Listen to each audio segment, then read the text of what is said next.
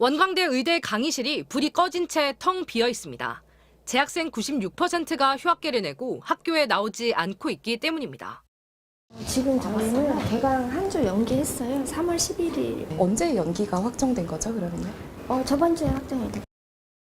전북대 역시 학생들이 등교를 거부하면서 오는 22일까지 3주간 장기 휴강에 들어갔습니다.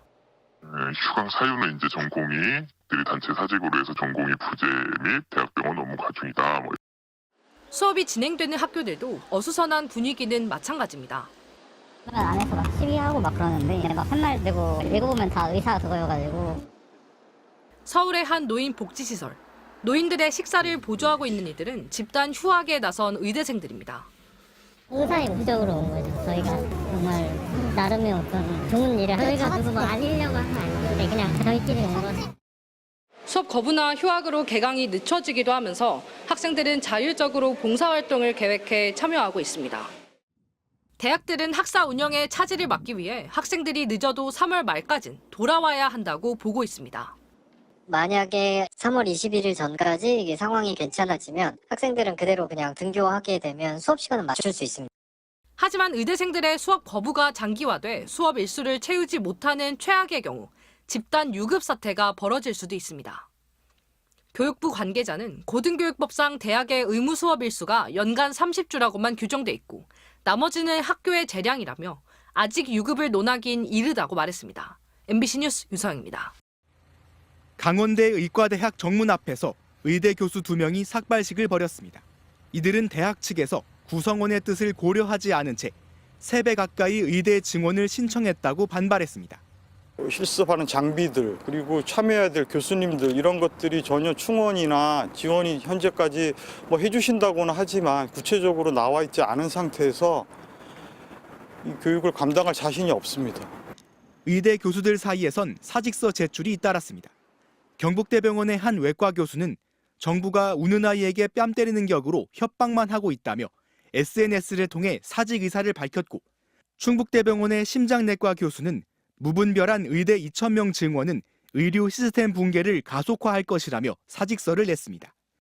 원광대에선 교수 5명이 보직 사퇴했습니다. 전국 30개 의과대학 교수협의회 대표들은 법적 대응에 나섰습니다.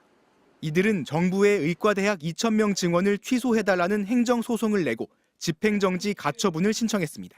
문재인 정부 때 그때도 400명씩 증원하겠다 발표를 했었잖아요. 그때는 당연히 교육부 장관이 했어요. 보건복지부 장관은 법적으로 아무런 권한이 없는 자입니다. 당연무효입니다. 의과대학과 의학전문대학원협회는 정부의 증원 신청 결과 발표는 의사들을 망신 주려는 행태라고 비판했습니다. 어차피 2,000이잖아요. 이 중간 숫자를 왜 발표하는지 잘 이해를 못하겠어요. 다분히 의사들 망신 주는 거죠. 보여주기식이었다. 의사협회는 정부가 대학을 압박해 신청하게 한 결과라고 비난했습니다. MBC 뉴스 홍익표입니다.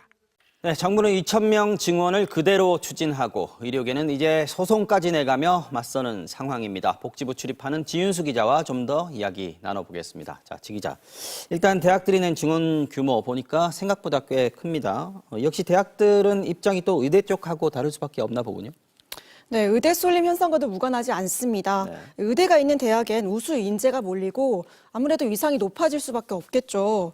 생존 위기에 놓인 지역대학 입장에선 의대 증원이라는 기회를 포기하긴 어려웠을 겁니다. 자, 수요 조사 마감이 어제 자정이었는데 정부 발표는 오늘 바로 했습니다. 시간 끌 이유가 없다는 거죠? 네, 지난해 첫 수요 조사를 보면요. 정리가 필요하다고 좀 미루다가 12일 만에 숫자를 공개했거든요. 그렇죠. 네. 이번에는 불과 하룻밤 만에 바로 발표했습니다.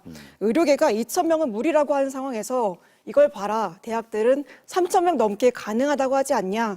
결국 정부 입장에 더 힘을 싣는 결과라고 판단한 걸로 보입니다. 자, 근데 의대 학장들이나 교수들의 우려는 이렇게 갑자기 대규모로 늘리게 되면은 의사들을 제대로 된 의사들 양성할 수 있겠느냐, 교육의 문제, 질 이게 가장 큰 게 아니겠습니까?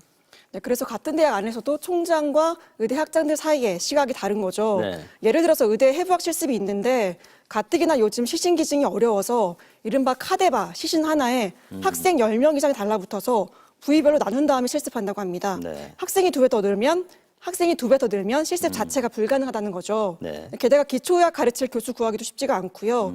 이 교실이나 장비를 더 마련한다고 해서 해결될 문제는 아니라고 보는 겁니다. 자, 그래서 오늘은 의대 교수들의 그 동요라고 할까요? 여러 대응들이 특히 눈에 띕니다. 진료 현장에도 영향을 끼치게 되는 거 아니겠습니까? 네, 교수들도 진료에 손을 떼는 게 아니냐 복지부에서 우려하고 있는데요. 네. 실제 의대 교수들이 정부의 대규모 증원 그리고 제자인 전공의 처벌에 반발하는 건 사실입니다. 특히 의사협회에선 정부가 총선용으로 의대 지원을 밀어붙인다고 비난하기도 했는데요. 네. 한번 들어보시죠. 네. 빡한 상황도 아닌데 의대 정원을 갑자기 2,000명씩 65%나 증원하는 것은 한 달 뒤 총선에서 표를 얻으려는 것이 목적이며 필수 의료 패키지는 구색을 맞추려는 덤이라고 보입니다. 네, 어쨌든 참 어려운 상황인데 이렇게 가다가는 환자들 피해가 더 커질 게 눈에 지금 뻔히 보이지 않겠습니까? 해결책 찾아야 될 텐데요. 예, 당장 협상의 여지를 찾기는 쉽지 않아 보입니다.